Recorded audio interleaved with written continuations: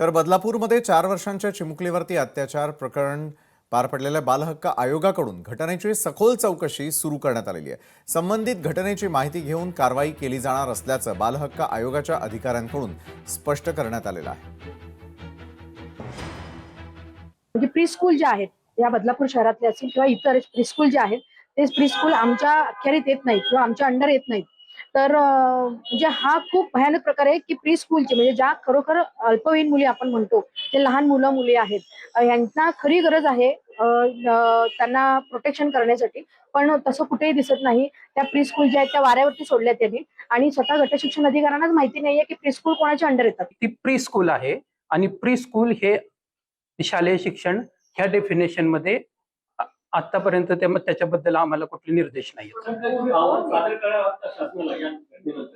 शिक्षणाधिकारी सरांनी मला त्याचा अहवाल सादर करायला सांगितलेला आहे, त्याच्यानुसार मी अहवाल सरांना सादर करणार। सरकारी यंत्रणा या कारवाई करत नाही असं बिलकुल नाहीये। सरकारी यंत्रणा म्हणा आयोग सुद्धा या बाबत बारकाईने कारवाई करत असते, बारकाईने लक्ष देत असतं। त्यामुळे शासन स्तरावर किंवा शासनाचे प्रतिनिधी कारवाई करत नाही असं मी मान्य करणार नाही। लोकशाही मराठी ऐका, पहा, जागरूक रहा।